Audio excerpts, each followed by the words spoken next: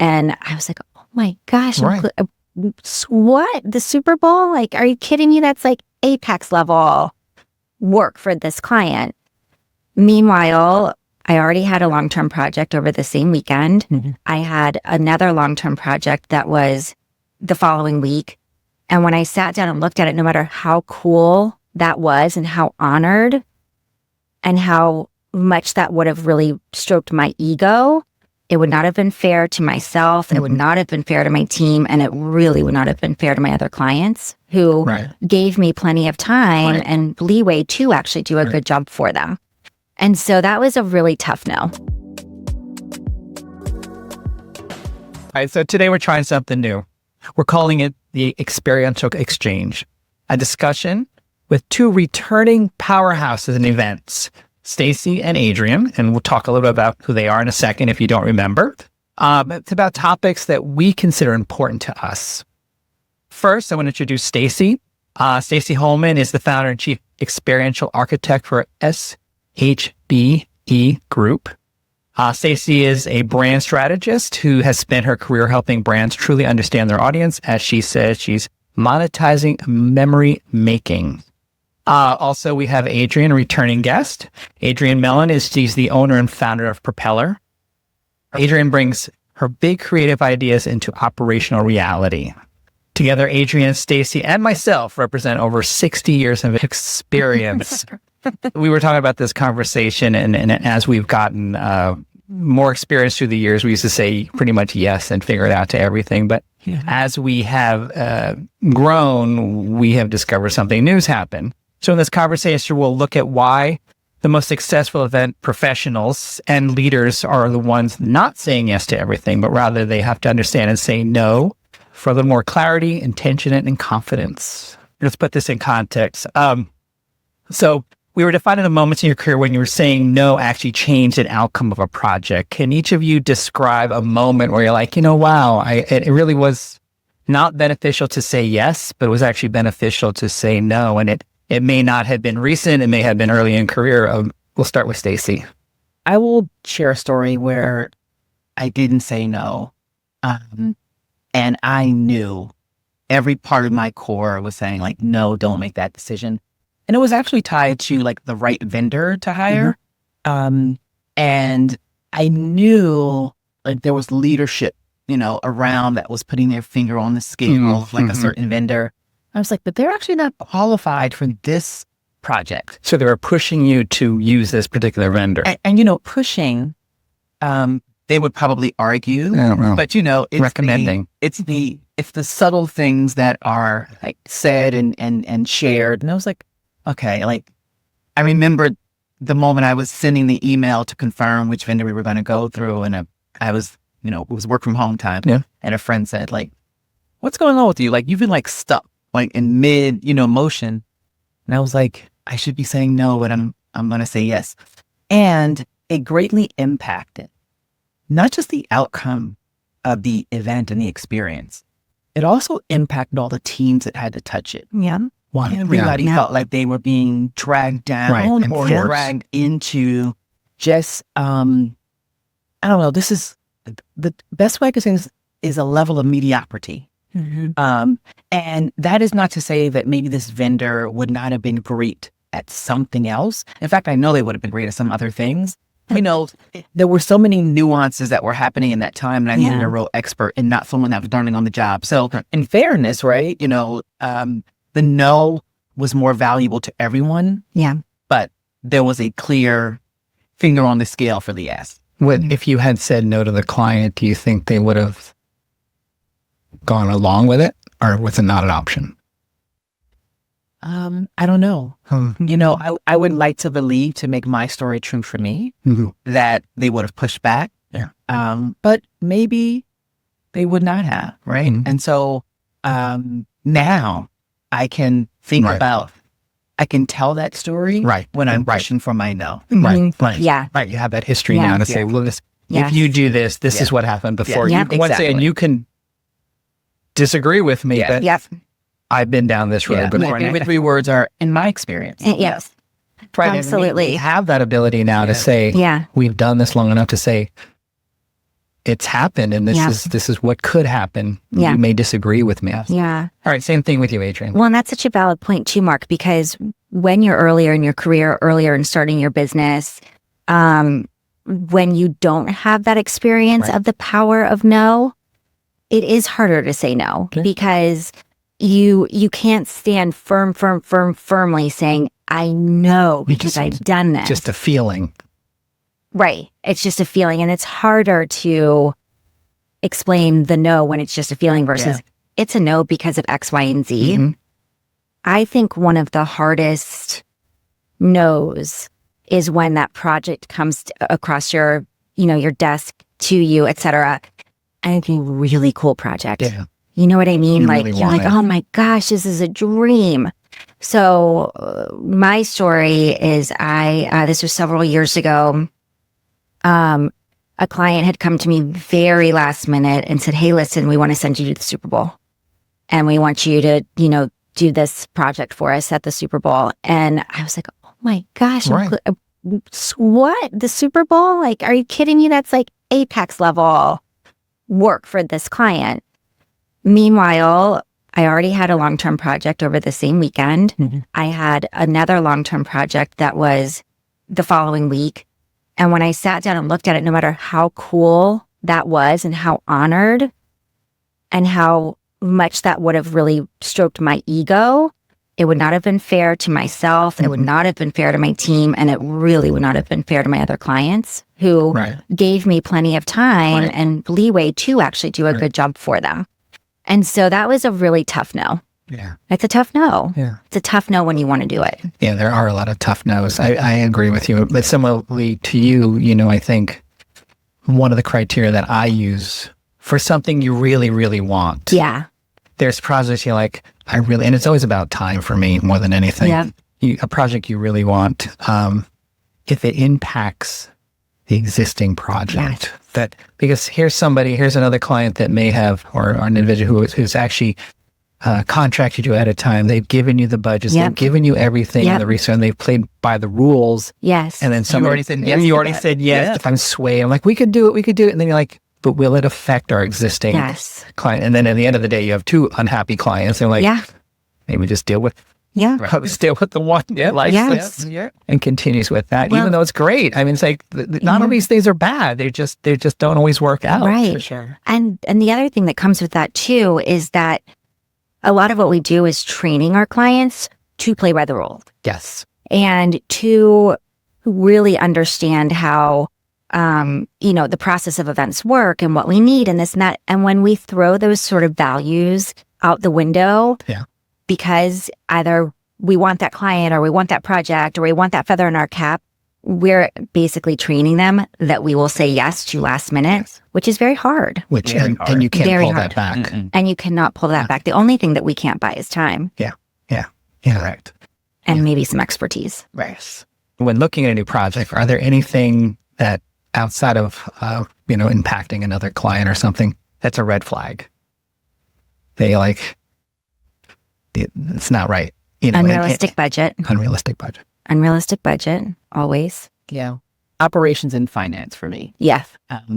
Operational. For yourself or from them? For the client, right? Is from a finance standpoint, if the budget doesn't align with what you're looking to execute, that's a huge red flag. Mm-hmm. But also, what are your revenue expectations, right? Right, because you're dealing with that. Yeah. So for my business, I'm always dealing with a client who has a expectation of exchange around their investment, right?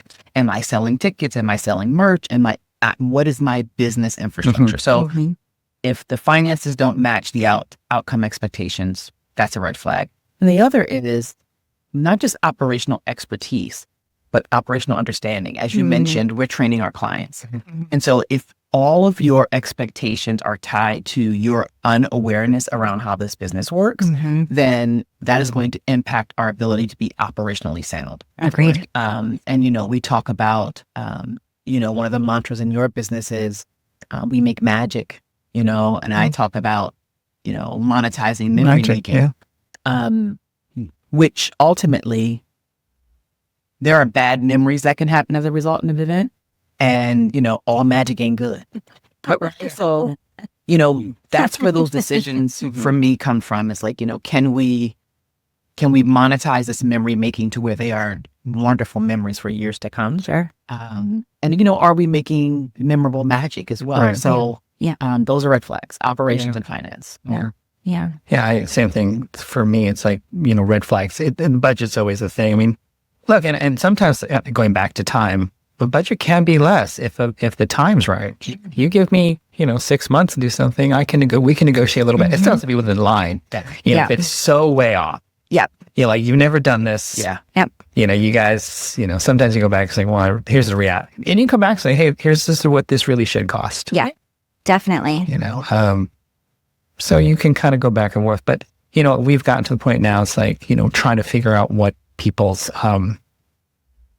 end goal is. You're talking about monetizing. Yeah. For us, we may be doing, you want a lot of people, or you want to make, want social media, want influencers to be up. Yeah. What do you really, to try to get to, and we've gone, I'm looking across the table to somebody on our team. I was like, what does the client really want? Yeah. And sometimes you almost have to drag it out of them because yes. we may have missed the mark on some stuff just because we thought they wanted one thing, but they really wanted something else. Yeah. Yes.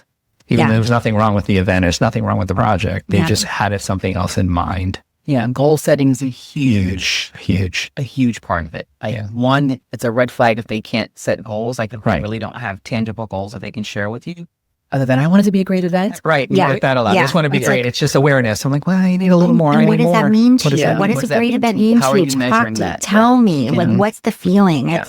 It sometimes it is dragging it out of them because they truly don't know. Yeah. They think a great event is the measure of success. And it's like, that is subjective. Right. And they may not be that person. Yeah. They may be the event person or the marketing person, but there may be somebody up in a because we all deal with corporate. Yeah. Corporate, you deal with some wedding people.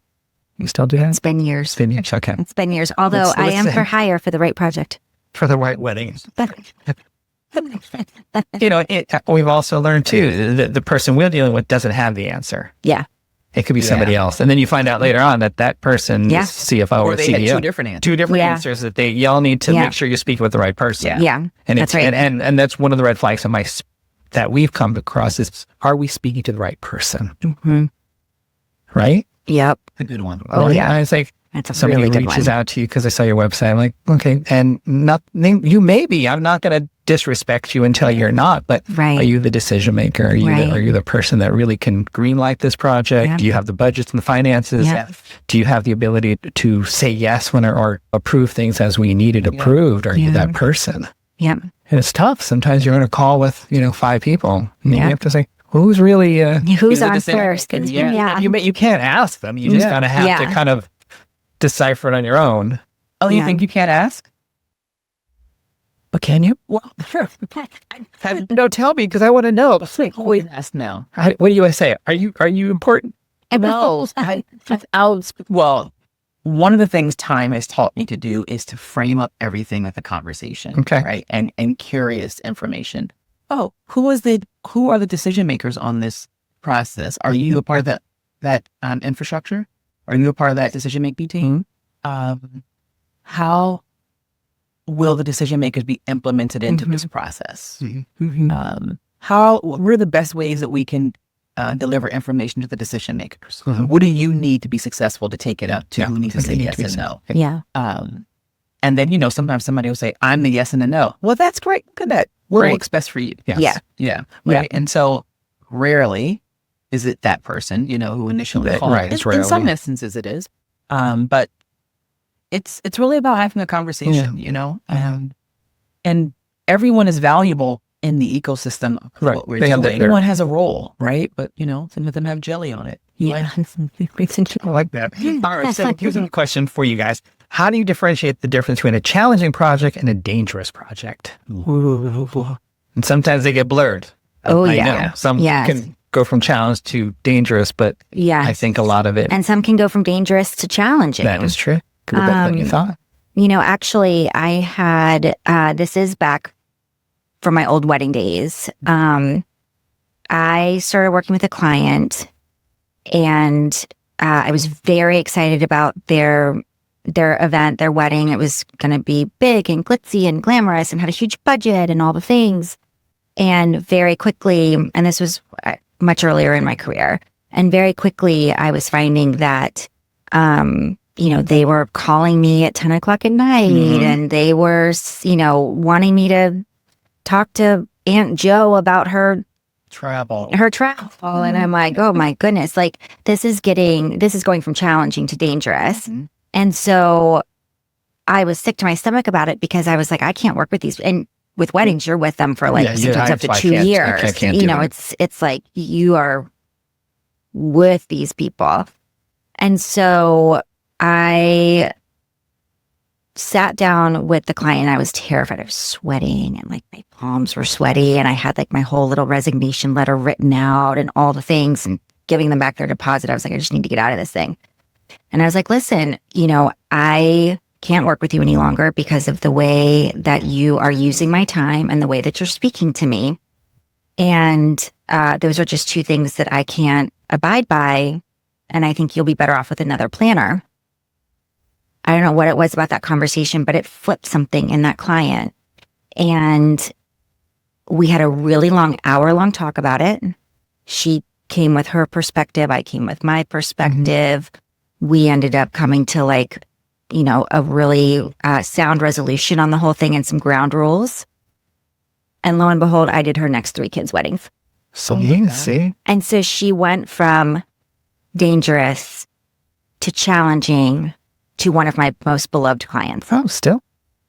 Oh, okay. I still get a Christmas card. That counts. Went to some baby showers. Yeah, that counts. She came to mine. Right. Yeah. Excellent. So it is interesting because you kind of don't know. And so then it begs the question of, what do I trust in my gut? Right. And sometimes it truly is, your gut can change. You can have that hard conversation. Because there was part of me that was like, I'm going to send this woman an email and it's going to be peace out, see you later. I was like, no, I owe it to sit down with her and this and that and all the things. So sometimes that hard conversation can bring you to a new place. But it is figuring out if it's worth it. Yeah. And sometimes you don't know. You don't know. You just write a lot. It's sometimes we've been nicely surprised. How about yourself? Yeah. Dangerous to challenging. I may sound like a bit of a broken record here, but it certainly has been around goal setting and outlining expectations. And I have lost more business than I gained by being really intentional about goal setting and setting expectations. One, because I've seen events and budgets spiral. Yes. Because there aren't a set of goals and expectations that are set. And every week, the client has a new idea of what could be cool. Yeah. Oh, I know. Yeah. Oh, Lord Almighty. I know we could drive. Right. I know we this. want to book. Oh, I know we should talk to. Oh, I know we should add. And, once you're already in it, you can only ask questions like, okay, are we deprioritizing something else here as we're adding that? Exactly. But you're in it, right? So at the top, Mark, you've been on a call with me where, goals are like, we've been in a couple. we've been on a call where the goals are like all over the place and we've called each other. It's like, I have a feeling about where you're feeling. Exactly. Yeah. And over the years, we have all been on a call with each other with that in place. And so now I'm just like, it's my North Star, right? Can we align on the goals, right? Can we write them down, see them? Hey, we've got them on paper. Is everyone clear? We're all singing from the same sheet of music. Yeah. And we're great, right? And then we can just always keep pointing back to that, right? And so, but if we can align on goals, and, I've had clients say like, I want to let it be what it is. Like, let's just be an effortless flow. And I'm like, that's great conversation for like team building, right? But we are building an experience, right? And so, it's very difficult, which we do it all the time, but it's very difficult to build a plane while flying. Yeah. We talk about it. We say like, oh, we're building a plane while we're flying it. And that's possible when you have a different set of goals. You can't have the same set of goals when you're building a plane while flying it than the person who's been flying a fully built plane for 10 years. And that's often what, right. That's a good way of putting it. It's the goal setting and the setting of expectations for you. Yeah. No, it's an interesting project that we actually just finished. It's a 2-parter. And we took it on as a challenge. So I said, we can do this. Then they added another piece. And I had to literally say no. And they were not happy. I'm sure. Well, actually, I could have said yes, but it would have been twice the amount of money because we'd have to go to different vendors because now time was compressed. Sure. And then the third party, next person on the call, he calls me and they're like, well, what do we tell our client? I was like, you're going to have to tell them I've tried everything. I will not even take the money for the second half. Yeah. Right. Now the project's now over. And I say, this is an example of something I'm using. I say, the first, and she's like, y'all know how hard we work. You all worked hard on the first part. If we had taken the second part, do you see now what I was talking about? I was like, oh my God, you're so right. Hopefully we now have a long-term client with similar, but it's like, I was there to protect you. I know it was a painful conversation for you. There was an agency and I was like, to their client, it's like, I know it was a painful conversation for you to have and tell them no, because you're in a situation where you like to say yes to them. Of course. We all like to say yes. It's like, it's a major corporation that, money wasn't even the issue. Right. Which that's always a luxury. I say, I cannot buy time. Right. I say, you give me all the money in the world. That's right. There's not enough resources to execute at this. I will execute what I challenge that we've been presenting because I thought it was cool. We're going to make it work. And we did. But if I took the second part on, we'd all be upset. The entire project would have been impacted. Right. And then the first part would have looked bad too. Of course. Sure. Absolutely. Sure. Absolutely. But you mentioned something there, Mark, about the feeling that you had. The feelings. You talked about when you went to ask them, do you think we would have been able to take on the second part after it was, they were like, no, you were so right. Yeah. When you said that, I felt that feeling because, we all love that film and we're like, yes, we know what we're doing. Right. We all said that was fine if we had started 6 months ago. That is not an option anymore. Yeah. We all live in a world where definitive deadlines are happening. We don't build houses. Right. We're not interior designers where you have, that couch will show up next week. We're going to be okay. Right.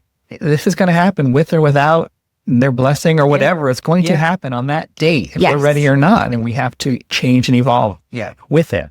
We will take projects on. Not we're all not a lot of no's, but we actually don't say no that much. But how do because a lot of it's money. It's revenue. We need to keep feeding the machine. Yeah. We got people who pay and everything. So how do you weigh out that short-term revenue versus the long-term impact that you might have on the brand or the agency or your work? So I actually have a comment to that sort of is a hybrid answer to what we were just talking about in this. So one sign of danger to come for me, which I have learned the hard way, is when a client comes and negotiates. So if I put forth, hey, this is my fee, this is what it's going to cost, this is what my time is worth, this is what my agency is worth, et cetera, and so forth, and they say, no, I really think you can. How about if you do it for this? As your fee. As my fee. Or as the project fee. Whatever, same thing with you. Like, hey, this project's going to cost XYZ. And they're like, no, you can pull it off for XY. Like, no, I can't. And with us, because we're offering a service, not necessarily a product, you're buying my time and expertise and my team's time and expertise. And when there is negotiation, I find every single time that there is a lack of respect for the expertise and the time. There is a lack of, really, I guess the lack of respect in kind of all the different avenues. And it started right there with them saying, in a lot of ways, I'm not valuing your time the way you are. Mm-hmm. And the second somebody starts to negotiate, that's it. Bye, I'm out. Right.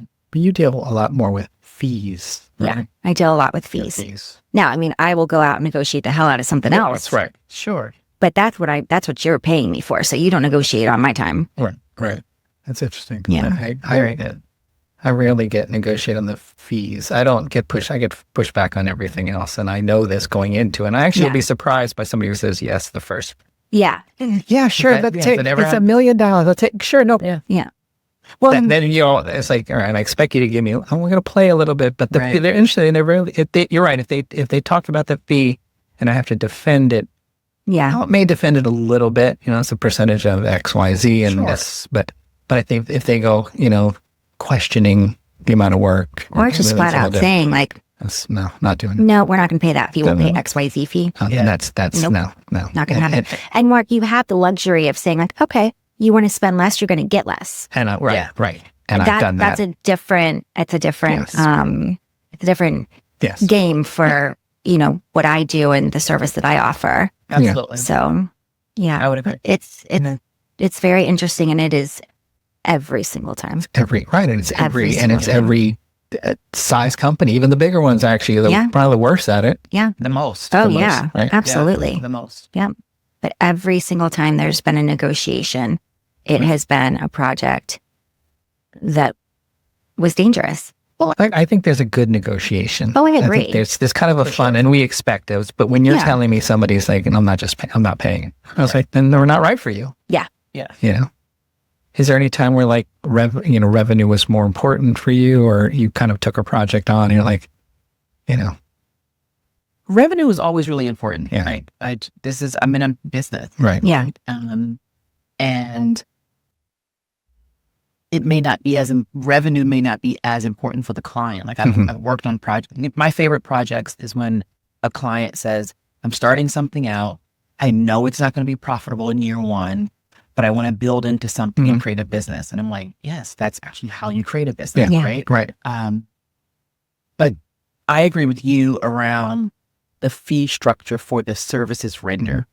Because I really may not have the ability to say, okay, well, I'll pull two of my people off this project if you don't want to pay the full fee. Right. The reality of it is we are a working team together. Correct. And we offer a different set of expertise to the table. And so, there are real challenges with that. But, oh man, I would say for work itself, I try to balance this idea of revenue or revenue and the work with a conversation with my team. I sit at the head of the organization, but my head of operations and business development, I make every decision with them versus just for us. Because one, right, they're doing most of it. Doing the work. Yeah. Right. And, I have the privilege of sitting in a thought leadership seat and like a yes and a no decision-making seat, but they are the ones who are doing the work. So that was a decision that I made when I launched the firm, is to say, like, I want people who are my one and my two who are included in this process. And if they say yes, they've said yes to some things, and I'm like, really? They're like, we want to do it. Yeah. And I'm like, all right, then let's go for it. Yeah. I've had teams say yes, and I said no. Yeah. But I have, it's like because I don't think they didn't have all the story that I had. I had a little bit of the backstory to some things. And on the opposite, we've taken on smaller projects where we actually got far less for the long term. Yeah. If the short term is the PR aspect, the social media aspect, Sure. those are huge. Or just foot in the door, just get in there. And then once you're in, there's a fine line to that. I think it works in some other type of marketing. Sure. I don't necessarily know if it works here. Yeah. Because getting your foot in the door, we found it's like, I came in less. And then when the big projects come, you jump over here. I was like, well, that didn't work out for me. But you got to kind of weigh those out. And we've taken smaller projects on because if we felt it was good and we got something out of it, because good press and social media is very expensive. So Yeah. if you can get something out of it, we've done the closely crafted, in which getting Vogue.com can't beat that. I was like, we'll do that again. Yeah. There are other projects like that if it works. I love it. Yeah, definitely. Do you guys have like formal frameworks where you evaluate things, or like a one-sheeter or something, or a scorecard, or it's just all in your head? I don't have a formal scorecard, and not that I don't want to develop one. In fact, my operations leader, she is, we call her the general. Yeah. Somebody I know? Exactly. That's exactly right. And she is very much about a scorecard. She learned. She knows. And so we're going to develop one. Yeah. And sometimes they are formally informal, just to also allow the partner to understand that we have something that we're working with for and against. Sometimes it makes those conversations when you're sitting down with someone to say why it's a no for you. you know, kind of the firing the client conversation. But I would like to develop one. And I think we have all the tools to do it. We just haven't implemented it yet. Yeah. Right you. Fully unfeeling. Feeling. Fully unfeeling. Okay. And, you know, and then some of the other things that we talked about. The fee has to be right. You know, there is some element of, you know, how does this impact our portfolio? How does it impact my team? Yeah. But one thing that I've learned to really listen to is my gut. And if my gut is screaming, this is not a great project, or my gut is screaming, this is a great project, even though you're make it work. Yeah. And so it's really feeling based. Exactly. It's like a feeling business. And so there's yes, other nuts and bolts to it, but you know, we are the epitome of it doesn't matter what you say and what you did, it doesn't matter how you made them feel. Yep. Absolutely. Yep. Same idea. We've developed a questionnaire. We haven't really used it yet. There was one thing I'm trying to lean into is what is your end goal? I think that is my number one thing I'm really trying to get to people if I can't decipher it early on. There was a project we recently took on. The budget should have been twice what it was. That we're going to introduce the scorecard just to kind of spark the conversation. Yeah. You know, say, hey, this is what we show other people. Yeah. You know, this is what we usually and why. Yeah. I think the scorecard, we're going to try it. Like you said, I think it's important we try it. People might not pay any mind to it and it's too formal, but at least I think it can spark the conversation. So people assume saying no damages client relationships. That's the assumption. We've now discovered that they might not be. How do you say no in a way that kind of builds trust? It's a good question. Very good question. I think that the most important aspect of saying no is the honesty behind it, the explanation, kind of the facts behind it, the reason why. And I think it's also doing it with extreme kindness. Yeah. You know, we can always say something and deliver a message kindly and softly and gently. And that includes no. And so, but I think that honest reason behind no is so crucial to not only our integrity, but also to the client's development and furthermore, them going on to the next person who they're going to call after you've said no. Yeah. So I think that's important. And I do, there have been times where I've said no to a client for whatever reason, and they'd come back and said, we've got more time now for this project. We've got a little more budget for this project. We've got whatever it may be. Will you consider it? And the answer is 100% yes, because they listened to what the reason behind the no, they accepted it, and they came back having changed it. And that's a really kind of beautiful thing. It doesn't always happen, but when it does, it's a good day in the event world. Thank you, event gods. I would agree. So getting to the no, I'm a very curious person. And sometimes it can drive people crazy because my curiosity shows up in the form of question asking. You do ask questions. Right. And so I love it. Yeah, I love it. Like in all of my really, like even with my children, I'm like, there's always a time they're like, Mom, leave it alone. But I'm a storyteller, so I'm like putting the pieces of the puzzle together. And sometimes you may have given me half of an answer, and I'm just trying to add it to the rest of the story so that I can understand what we're working with. And so with clients, you know, I'll ask a series of questions. You know, now we don't have a scorecard, but we do have depending on what the client's perceived outcomes are. We start the project with a questionnaire that is very much about, you know, the goal setting and all of those things. But even, you know, one client, we had 135 questions in that first part, Mark. But there were still questions to be asked once we heard some of those answers kind of in between. And I pay attention to the answers.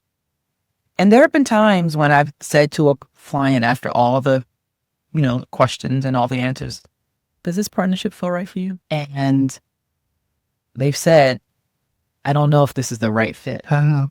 Or I've asked, is this the type of partnership you were looking for? That's a nice one. And I've had, a client say, at first it wasn't, but now that I understand what we need, Right. Interesting. So, we all have to share in the decision of the no, is the way that I go at it. Yeah. I do the same. If I am saying no, I reframe it as it's in your best interest. If it's, which is true. It's a very kind way to say the truth. Yeah. I'm telling you, and I won't say the word no. I'm just like, if it's not right, I'm going to protect you. If this last project, I'm not taking on the second half to protect you and how you are perceived to your client. Yeah. Or we're not right for this, but maybe we'll find somebody who actually is right for you. Oh, for sure. Or maybe you just need to learn on your own. Come to us. Or when you have more time, I'm telling you, you need more time or you don't have budget. I think let's look at that. Let's explore that. And we're here. Yes. We're here if that comes back. Yeah. Well, and I do believe too that there can be, even if it's not the right project for me, it could be the right project for somebody else. For someone else. And because of whatever their skill sets are, or where they're at in their career, or what they've got on their roster. I mean, my no doesn't mean that project is a no necessarily. And so I do, to your point, Mark, I do always, if I can, I always try to recommend somebody else. Same. Just because, I think that's in the spirit of the event world, it's the right thing to do. And, we all kind of know sort of who's out there and what's available. Exactly. You did Mark's podcast. Yes. You talked about it can't be fast, good, and cheap. It cannot be. Right? And so pick two. That's a part of some of the conversations that, we have as well. Yes. You want fast and cheap. They never go together, right? That's oil and water. And so those are some of it's just basic conversations sometimes you have around what will work and why we could or could not be the right partner for you. But fast, good, and cheap, I'm good on good. Right? Yeah. Yeah. Fast is always a challenge. Right. Good's not an option. Good's not an option. Right. Right. I'm not giving you fast cheap. Right. Yeah. You got to pick one of the other ones. You can't have all. You can get good. So we've already taken one out of the three off the table. Now you get to pick one more. That's right. You get to pick one more. Yeah. All right. Yeah. So the next question. So here's this industry is a lot of it's based on this glamorization of, I was up all night. We above and beyond. We did it for no time and the budget. Well, we did it. And we did it. And they're a little unrealistic. Like, why do you think it's that way? So I think when we were brought up in this industry, and especially where we all started, which is the magazine world, that the Devil Wears Prada was real. That was real. We were watching that. We're like, that's us. Yeah. Like, hey, Mom, you see this movie? It's me in New York. Right. And we were doing it in heels. I mean, so I think in some way, Mark was not in heels, but are you sure? He's always been on his and some shoe.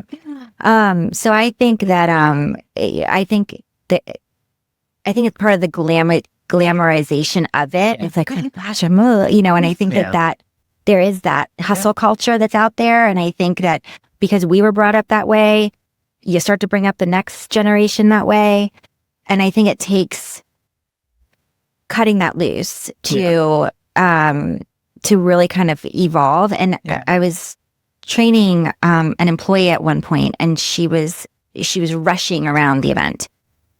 And, we all know if anyone sees the event planner rushing, that's a problem. It's a problem. Yep. It's a huge problem. You walk slow, you keep a smile on your face, and you freak out when you get behind closed doors and figure it out. And I stopped her and I explained that to her, and she's like, "Oh, but I want everybody to know that we're like working, we're busy." I'm like, they see that. Yeah. We're okay. Yeah. We're okay. Yeah. You walk slow, you stay calm. And I think that is not something, it's something you have to learn. It's not something that you're taught in this business. And it's up to folks like us to kind of like bring the next generation up a little differently than we were brought up. Yeah. I've completely evolved on it too. Like completely evolved. I can think of two instances that really like punched me in the gut. You know, it was normal for me to be in the office past 11 p.m. Oh, yeah. Normal. Really? Oh, yeah. Oh, normal. That timing? Yeah. Normal. So much so, I'll combine the stories. When, you know, hashtags were a thing, like really a thing. Like I would sign off like some emails and I wouldn't be in the office alone. That's the other thing. Yeah. Other members of my team would be there and some other teams. Like hashtag me be all night. Oh. And thank God for the younger generation who was like, yeah, I don't want that to be my story. they caught on. Yeah, and they said, did. I remember They taught us. like They did. she said, that is so much pressure. She said, I feel like I can never have a family. I feel like I would never be able to do the things that require me to be somewhere else at 11 o'clock or 12 o'clock. And like 11 o'clock was norm. When I tell you I've had, you know, so the other part of that story is one morning I got in around 2 a.m. from work. I didn't have any events. And you were not even in I was finance. in the office, right? Not like it was a regular night of work. And I would go in the house, kiss my children, right? They're asleep. And my oldest son like kind of got up and he was like, oh, it was a record-breaking year. And like laid back down. And I like stood there for a moment like, yeah, what am I doing? Yeah. Yeah. Now, it was a record-breaking year, but I'm not surprised. I realized what he was saying to me in that moment. Sure. Yeah. Yep. Like, yep. Right. and I got it. Yeah. Yeah. No, and I always say what we do, and like this may sound bad. We're not saving lives necessarily. We are not saving lives. I mean, I know people who still work in, I was saying finance because they still do that, and that's their world. And I chose not to be in that world. Right. Right. But you know, they get compensated for that. Yeah. You know, and I don't. There's nothing against that's what you want. And I think, you know, at the end of the table, they said there's a next generation y'all can't see, who have kind of in many ways taught us. We don't do that. Yeah. When it comes to events and we're doing the event, you may stay up to 2, 3 in the morning. Of Because course. that's right. part of that's the excitement, right? Yeah. You know? And That's the job. Right, And that's that job's the never job. changed. And I think that's why we even do what we do, because we kind of get off on it. Yeah. For sure. To actually It requires a bit of crazy. Yeah. Right, but to continue, and you may do longer getting closer to the event when you're like, the time is the time. But, you know, I think social media, everything hyper, but it's almost like you said, the Devil Wears Prada, is almost like the glamorization, but it's like, that was then. Yeah. And this is now, you know, but it's like the same person that like in college, I did an all-nighter. I'm like, good for you. You know, it's like, I mean, we all know someone. It's like, and that same person will keep that story on forever and don't change that story for them. That's right. their thing. Yeah. So, you know, I think, you know, young people, but you also have to be efficient in the work that you do. Yeah. So that's the other part. There is part of me that thinks, Staci, you very much aside, because I know what you were doing until 2 o'clock in the morning and 11 o'clock. Like, I get that because I had been there. But there's also part of me now, too, that with all of the efficiencies that we have, all of the ability to work from here and there and everywhere and all the things, there is part of me that does wonder if somebody has to stay doing their job until midnight every night. Like I said, you aside, because I know what you're doing. But like, maybe they're not right for this business. Right. Or maybe they aren't working as efficiently as they could. Or maybe I'm not training them well enough. Mm-hmm. Because the last thing, especially once I started leading teams and, you know, had my own business, et cetera, you know, I don't want to burn my employees out. Right. I want them to stay with me. I want them to want to stay with me because they're not living and breathing this business that I've created. I can live and breathe it all day long, but they shouldn't have to. Right. Yeah. And I think that that's definitely something that we all now have as business owners that we were able to make changes for too, because, you know, when you work for the biggies, you know, it is the culture and it is what's expected, and it's very easy to drink that Kool-Aid. Yeah. Yeah. So tagging on to that, what advice would you give to, I mean, because we all have been doing this for a while. We've learned and, you know, have all these stories to say. What advice do you give somebody coming up who hasn't, like say they weren't around you two, that didn't have the mentorship? Like, what advice would you give somebody? Oh, gosh.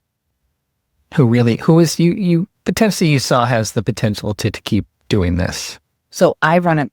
Not only do I run my own business, but we are a family business. My oldest son works for me full time. And so there are realities that he's teaching me in this process that I think are both, mom focused and manager focused, right? So there are things that he's teaching me. But in terms of what I'm teaching him is the art of,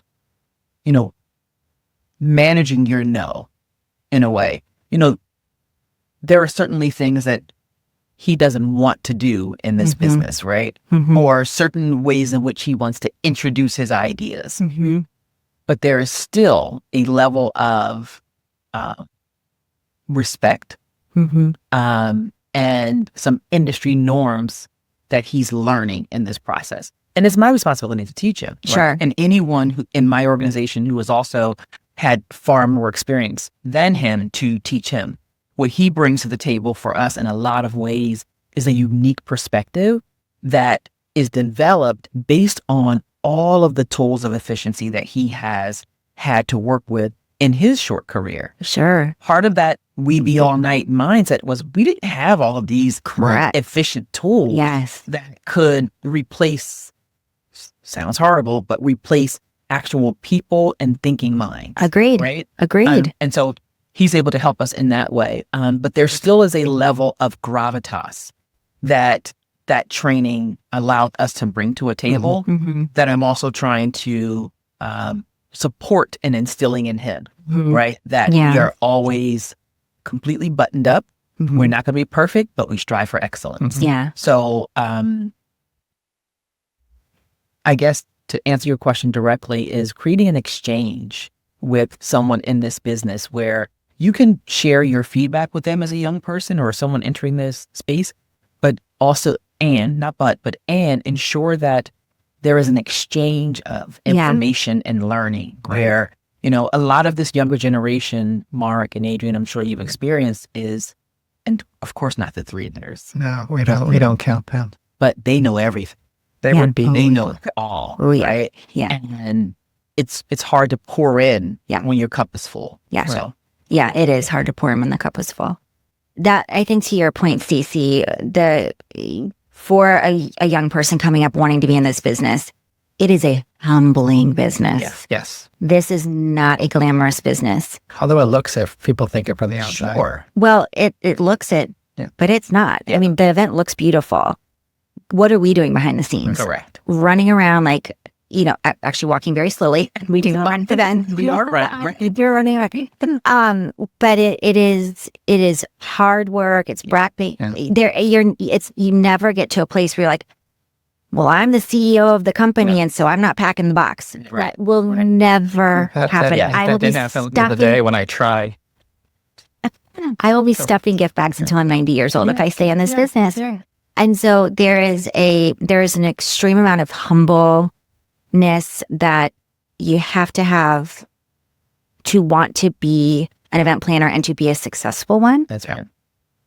And then I think the other thing too, very much to your point, Staci, is with anybody who's coming in to work with me and work with my team at Propeller, I do a lot of listening and a lot of understanding what I know what my deficiencies are. I know what I'm not good at. Yeah. And I am thrilled by the value that these younger people bring to me. So that mutual respect of, their abilities, my experience, like that is a very fine dance. It is finding the right person. Yeah. I mean, we know it's hard. I mean, it's hard. Here we've got sweet, beautiful, these women right here. I'm so grateful, but finding those right people, event people are not a dime a dozen. No. Yeah. They are not. We've learned to, there's degrees and things where you can get it. I could care less if somebody has a certification It doesn't mean anything until you're in it. And, Please. for me, it's just, I think half is the communication skills too. We'll talk about the no ones. Like it's not just, just doing the physical. I've learned the hard way. It's not just doing the physical work. That's right. Because you think I'm working hard. No, it's not. It's the continuous communication with your client, with the guest, with your boss. Because if you without the communication and that collaboration, it's not happening. Yeah. I mean, it may look great, but so what would you tell the next generation? Yeah, it would be the collaboration. I've said, you don't. You got to be out there. You got to be able to communicate with me. Yeah. Mm-hmm. You're tired. You don't want to do this. You got to tell me the truth. Yeah. Tell the truth to the client. If you're not feeling it, tell me. I'm looking across the room again. But to tell me if you don't want to do this, because I don't want to push you. I don't want to put in a situation where you regret it and you burned out or whatever. Because we're not doing that anymore. Yeah. I think going back to the Condé Nast days where you just you were just happy to be in the room, and it's like all those half of them are all burned out anyway now. Yeah. Oh, it's just be honest with yourself. And I've had people say to me, who have gone through a program, and I've said this before on another podcast, who've actually gone through events programs at a major university, who's actually said after redoing an event with us, or doing an event with us, that she had to rethink her degree. And I'm like, I'm sad to hear that you spent all this money. You could have asked me, but this is the real world. If you don't, it's not going to get any easier than this. Or it might be you can stay with it and find your niche maybe, or you can do sales. But you'll find your niche. Just this may not be it. Yeah. But understand that it's about that communication. It's about the hard work and it's also great. So it's rewarding. PSA: you cannot learn to be in this business in the classroom. No. Right. Got to be in the field. You got to be working with smart people. You got to get out and do it. Right. That's just, I hate to giggle when somebody tells me that they went to college for event planning, but I giggle. Or their certificate. I giggle. Right. It sounds terrible. It's hands-on business. Yeah. Yes. Yeah. And I'm like, show me what clubs you led, and show me what fundraisers you did. I don't care if you and how much you enjoyed it. Right. Yeah. And how much you enjoyed it. Oh, Mark, that's so good. Like, did you enjoy that late night? If you didn't enjoy that late night, you're not going to enjoy it. You have to love this business. There's a weirdness to it. Yeah. And going back, circling back, the idea of being able to say, no, this is not right for me. I'm okay with it. It's not. Well, let's find the right fit as owners of our company and producers. We have to be able to say no. We expect our people to say no too. Yeah, definitely. All right. So this has all been amazing. I thank you guys. This has been so much fun. So fun. I want people to revisit the podcast that Adrian and Staci have both been on. You can hear a little bit more about what the stuff they're doing. If you like what you hear, we're going to try to do more of these in different topics. If there's a topic you want to hear, we'll put stuff in the notes. But if you want to give some feedback, please do so. Thank you guys. Thank you, Mark Testa. We love being with you. Thank you for listening. Be sure to sign up for our email newsletter at markstevenagency.com and subscribe and comment on your favorite podcast app. This is creating the perfect experience where passion meets inspiration.